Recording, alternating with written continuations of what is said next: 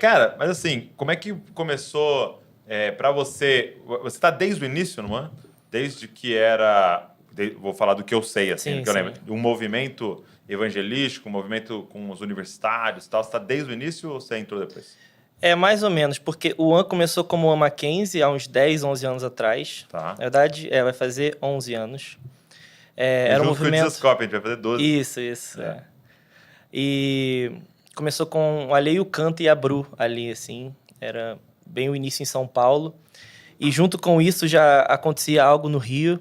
E aí eu conheci o Ale e o Canta de um outro ministério, assim, outro movimento. Então a gente já se conhecia, já era amigo. Tá, então, é verdade, você morava no Rio, Eu né? morava no Tá. Rio na época. Eu tô em São Paulo há 2 anos e Você meio, né? nasceu no Rio? Sou carioca, é. Legal. E aí já acontecia algo no Rio, uma galera já se reunia, a gente se reunia para ler as escrituras, também nas faculdades.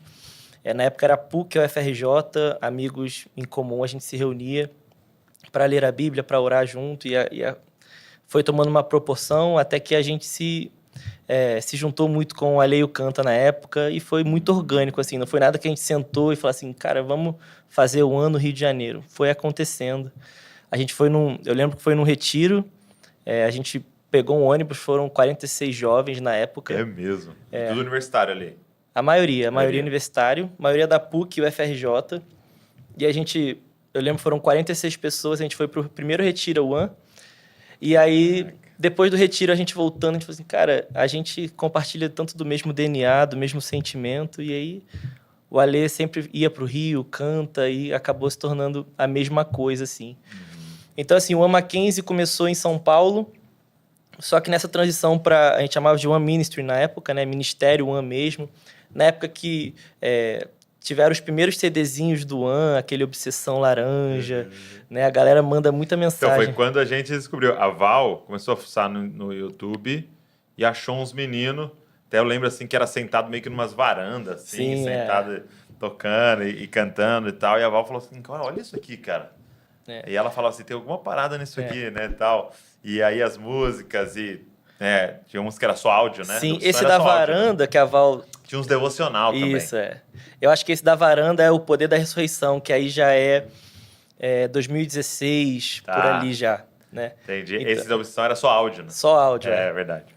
E foi acontecendo, assim, muito orgânico, nessa transição do One Mackenzie para o One como ministério, né?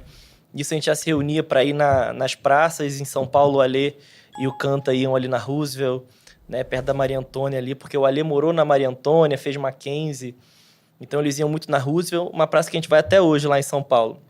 E no Rio eu ia com o Carlão, com a galera, na Lapa. A gente ia muito na Lapa, então assim, toda a nossa movimentação era bem parecida. E aí nessa época a gente estava muito perto do Alê e do Canta, até que as coisas se tornaram uma só. Mas é muito interessante porque apesar de eu morar no Rio, minha igreja era em Juiz de Fora, né? Porque meus pais são mineiros, né? A Ana, minha esposa, é mineira. Então, toda a minha formação espiritual foi em Juiz de Fora. Meu avô plantou uma igreja lá, meu tio pastoreava.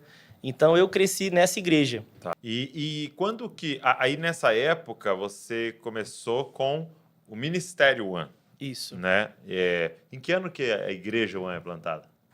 A gente começou, como eu falei, lá 2012, 2013, lá para 2015, 2016, o conjunto aqui sudeste já estava mais estabelecido, que eram as reuniões em São Paulo, que era na casa do Alê, as reuniões no Rio, que era na minha casa, e também um grupo se formou em Juiz de Fora, que era na casa do Gui Fazola, que hoje está em Imperatriz, junto com o Canta lá, cooperando com a plantação lá. Que legal.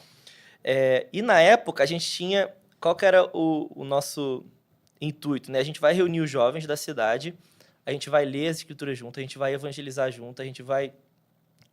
tinha noite de adoração, a gente se reunia na casa para orar, para cantar, né? Mas não tinha um intuito de membresia, um intuito de discipulado, era um intuito de mobilização mesmo, né? Então, por exemplo, no Rio... Muitas pessoas começaram a se converter, serem agregadas, e a gente sempre mandava para igrejas, né? Aí tinha igrejas amigas que a gente sempre direcionava. Só que isso não deu tão certo, né? Isso, no ideal, era lindo. Na prática, não rolou. Porque as pessoas iam para lá E elas falavam, cara, mas eu me identifico com isso aqui. A gente falava, a gente não é uma igreja. A gente não é uma igreja. Acho que um erro que muitos passaram, né? Sim. Não, a gente é uma base missionária, a gente é um coletivo de amigos. E aí, na época, alguns pastores amigos nossos começaram a falar, cara, Deus está fazendo algo. Vocês são uma igreja. Vocês são uma comunidade. Vocês têm pertencimento de comunidade. E a gente sempre fugiu disso. Não é a nossa... Não é o que a gente quer. Até que... em 2017, porque a gente não era nem pastor na época, né? Eu, Ale, Canta, a gente não era.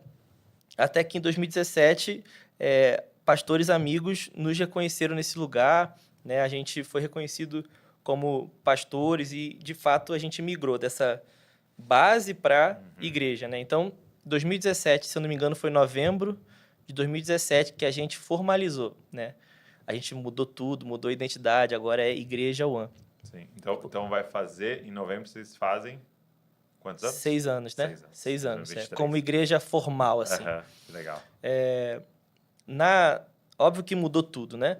Mas na nossa vivência não mudou tanto, foi uma construção, né? Quando a gente olha desde 2012 que eu estou falando até hoje, nesses 11 anos, a gente teve uma transição de One Mackenzie para Ministério One, One Ministry e para a Igreja One. Mas quando a gente olha, foi acontecendo, não foram viradas bruscas, né? Sim.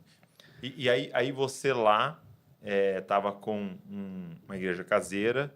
Isso. E também, meio que ao mesmo tempo, começou a crescer as duas coisas, e plantando lá Rio e plantando aqui em São Paulo.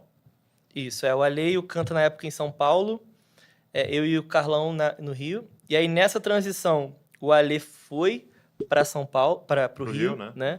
Depois ele foi para Juiz de Fora e até que ele foi para Londres, né? Porque a gente se mistura muito, né? Muita gente pergunta, caramba, vocês estão cada hora em um lugar, né? Você era do Rio, tá em São Paulo, tem gente que acha que eu sou paulista, eu sou carioca. Né? A minha esposa, ela tem que puxar o sotaque aí pra galera saber, né? É que eu misturo o sotaque, eu sou meio mineiro, meio carioca. O X é da minha mãe, mas o meu jeito é mais do meu pai, então sou um mineiro meio carioca, um carioca meio mineiro. Aí minha esposa de Juiz de Fora foi pro Rio. Como eu falei, o Gui, que era de Juiz de Fora, foi pra Imperatriz. Então, a gente vive essa movimentação, assim. Que legal.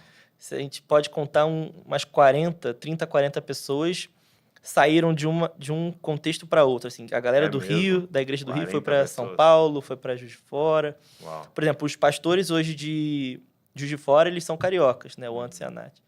Então, a gente, como igreja, a gente movimenta muito a galera. E não é algo forçado, não. A gente vê que Deus faz mesmo, soprando, né? Muito bom, isso é muito legal. Agora, como é que foi para vocês esse entendimento? Assim, algo que você vem falando muito com a gente, e com certeza eu já ouvi até vocês falando disso, essa temática do evangelismo e do discipulado, né? Porque vocês eram um movimento assim de evangelismo, né? Então, esse trabalho nas praças, né? O trabalho nas universidades e tal, mas principalmente os das praças, com manifestação de poder, com a pregação do evangelho e tal. E aí a galera é curada, ouve o evangelho e tal. Quando é que foi para vocês isso? Tipo, cara, não vai ter como descolar evangelismo e discipulado. Sempre foi um entendimento desde o início? Sim. Ou foi algum momento que vocês...